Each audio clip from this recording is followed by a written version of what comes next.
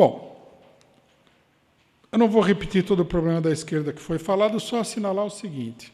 A maior parte da esquerda brasileira está a reboque da direita imperialista. Isso daí ficou absolutamente claro no último período, quando a esquerda, numa demonstração de falência total, apoiou as chamadas 10 medidas contra a corrupção. Como nós já falamos várias vezes, eu não vou insistir aqui, as 10 medidas contra a corrupção são uma verdadeira liquidação de qualquer tipo de Constituição e o estabelecimento de um Estado policial. Setores dentro do PSOL reivindicaram que elas fossem aprovadas na íntegra. Aí teve que aparecer o Renan Calheiros, tá certo? Ex-líder do Collor no Congresso Nacional, para dizer que essas 10 medidas ficariam muito bem no fascismo, mas num Estado democrático não dá. Vejam o nível. E a esquerda, PSOL, PSTU, vários grupos, defendendo as 10 medidas, ou totalmente, ou parcialmente, etc. e tal. Quando, na realidade, a única posição cabível seria rejeitar totalmente as 10 medidas. O setor que teve a posição mais progressista foi o PT, que se articulou no Congresso Nacional para cortar uma parte das 10 medidas, mas não se colocou contra a coisa em si. E, finalmente, qualquer coisa que seja aprovada dessas 10 medidas é profundamente reacionário. O menos reacionário lá já é profundamente reacionário. Então, a esquerda, ela se lançou numa política de estabelecimento de uma ditadura policial no Brasil em nome da luta contra a corrupção. Esse fato tem que ser registrado porque ele vai ter consequências. É uma bancarrota, uma falência política total da esquerda. E isso daí não vai passar sem consequências muito graves para toda a esquerda. Quer dizer, a esquerda pequeno-burguesa, ela entra, em função disso daí, numa política, numa espécie de Estado de dissolução do ponto de vista do programa, das ideias, seja qual for o programa que cada uma dessas organizações de esquerda tem. Nós já vimos o efeito disso daí no PSTU. No PSTU, apesar de toda a tentativa de disfarçar, ele entrou numa fragmentação total, que se acentua a cada dia. Aí, a hora que a direita começou a se levantar novamente contra o Congresso Nacional, sair às ruas, eles também, se animaram, começaram a se mobilizar, assim como outros setores da esquerda. Isso daí é uma degringolada total. É um filme, aqui eu queria esclarecer para vocês, é um filme que a gente já conhece. Ele conduz, de uma maneira quase que inevitável, a liquidação quase que total da esquerda entre as camadas populares e a classe operária. Nós vimos esse filme aí, por exemplo, na Argentina, quando o peronismo se enfrenta com o imperialismo e vai subir ao poder, toda a esquerda pequeno-burguesa se coloca contra o peronismo e é alijada do movimento operário de uma maneira, por muito tempo, até hoje, num certo sentido. O partido que tinha mais presença no movimento operário argentino, que era o Partido Comunista Argentino, perdeu as suas posições sindicais totalmente para o peronismo. Depois, na Bolívia, quando a esquerda pequeno-burguesa se alinha com o imperialismo e participa do golpe contra o governo nacionalista em meados dos anos 40, ela também, principalmente o Partido Comunista, o PRI, ele vai ser anulado completamente na Bolívia por décadas, ou, digamos, também para sempre. Isso aí conduz a uma liquidação total. É verdade que grupos muito pequenos não têm o problema não tem esse significado, porque o grupo é desconhecido, não tem autoridade política nenhuma diante das massas, Então muda de feição, sei lá, muda de nome, né? E aí ninguém vai saber do que se trata porque é uma coisa relativamente marginal. Mas, de um ponto de vista geral, o conjunto da esquerda pequeno-burguesa caminha, nós não podemos ter dúvida nenhuma disso daí, para o desastre. Qual que é o significado desse desastre? O significado desse desastre é a crise do setor, digamos assim, de centro, no interior da classe operária, vamos dizer assim, embora seja uma esquerda pequeno-burguesa, da classe operária e das massas. Dentro do movimento de massas, você tem, como em todos os lugares, uma direita, uma esquerda e um centro. A esquerda pequeno-burguesa, centrista, é esse centro.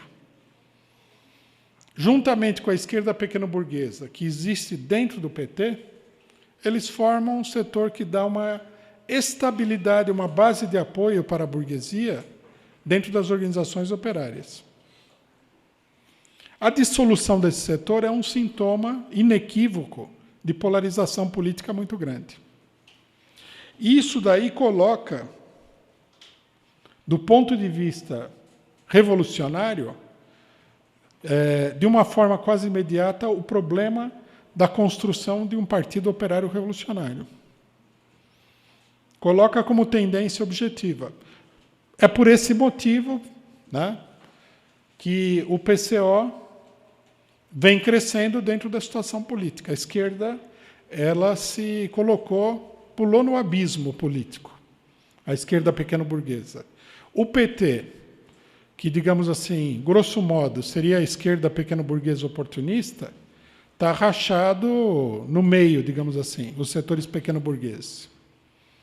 E, não por acaso, os setores pequeno-burgueses do PT mais tradicionais, tipo Tarso Genro, eles estão numa guerra para derrubar a liderança da ala lulista, que é a ala que é ligada aos movimentos sociais, ao movimento operário, ao movimento camponês, etc. e tal, e assumir o controle do partido com uma política direitista, que é a mesma política do resto da esquerda.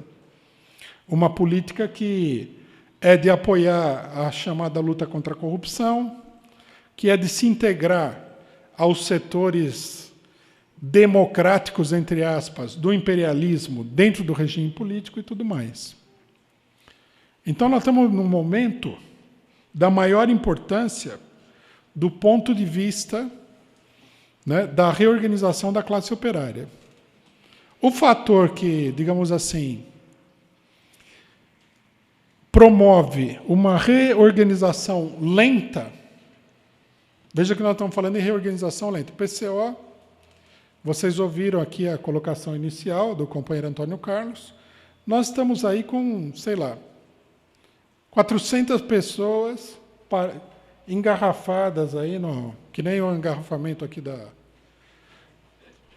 da estrada que vem aqui para Ibiúna, tentando entrar no partido, e o partido não precisa encontrar meios aí de dar vazão a esse engarrafamento. Essas 500 pessoas estão tentando entrar no PCO, isso é o que eu chamo de desenvolvimento lento. Se a classe operária brasileira romper a situação de paralisia e entrar em movimento, nós não vamos ter 500 pessoas. Nós vamos ter 10 mil, 15 mil pessoas tentando entrar no PCO. Isso precisa ser levado cuidadosamente em consideração, até mesmo na hora que a gente for discutir os problemas da organização partidária. Eu gostaria que os companheiros considerassem o seguinte, eu não estou exagerando, é uma tendência da situação, a gente já viu isso acontecer. Vou dar um exemplo que me vem à cabeça agora, mas tem muitos exemplos. Vamos pegar uma organização que não tem nada a ver com o PCO, embora fosse uma organização trotskista, que era a organização do, se não me engano, WRP inglês, britânico, nos anos de 1970. Eles eram um grupinho. Quando aconteceu a crise de 74 e as greves de 75, 76, que foram greves gigantescas, apresentando claramente uma tendência revolucionária na situação inglesa, né? No inverno, se não me engano, de 1976, mais de 2 milhões de trabalhadores entraram em greve. Quer dizer, isso já não é uma greve. Isso já é uma mobilização que começa a adquirir contornos revolucionários dentro do país. Esse grupo, que era um grupinho ultra-sectário, um dos grupos mais sectários que o trotskismo já conheceu até hoje. Esse grupo, por exemplo, ficou contra a Revolução Cubana, ficou contra a Assembleia Popular Boliviana, eles não aceitavam nada. Tudo para eles era uma traição. Eles passaram de um grupinho mínimo para uma organização de 5 mil militantes. Incorporaram, inclusive, personalidades da cultura da Inglaterra importantíssimo. Por exemplo, foi militante dessa organização a atriz Vanessa Redgrave. Se não me engano, foi militante dessa organização também o dramaturgo Peter Shaffer, que morreu recentemente. Eu posso até estar me confundindo aqui, mas um dramaturgo importante foi dessa organização. Não sei se o Ken Loach esteve próximo dessa organização, mas eles se transformaram na organização política mais importante da Inglaterra do dia para a noite, por causa da situação política e porque, embora fosse um grupo muito sectário, eles tinham uma posição combativa diante da burguesia naquele momento.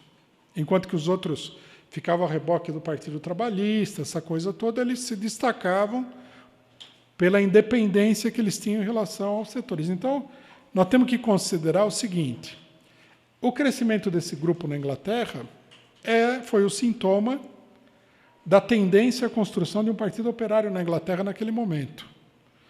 O crescimento do PCO, a crise da esquerda, todos esses fatores são sintomas ainda muito débeis da tendência à organização de um partido revolucionário, operário revolucionário no Brasil. Logicamente que a construção de um partido com essas características vai depender muito, como nós estamos vendo, de que nós, PCO, tenhamos uma política correta em relação ao problema do PT. Porque um partido operário de massas só pode surgir como parte do desenvolvimento interno do PT e externo da classe operária. A classe operária teria que passar da atual política do PT, que é uma política de conciliação de classes, a uma política de ruptura com a burguesia, um processo de grande envergadura em escala nacional.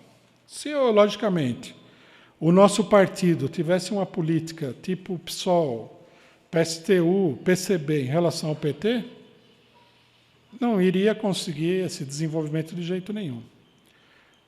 A nossa política correta em relação ao golpe, muita gente pode considerar que o acerto político, a qualidade intelectual do PCO, etc. e tal, é responsável pelo crescimento do partido.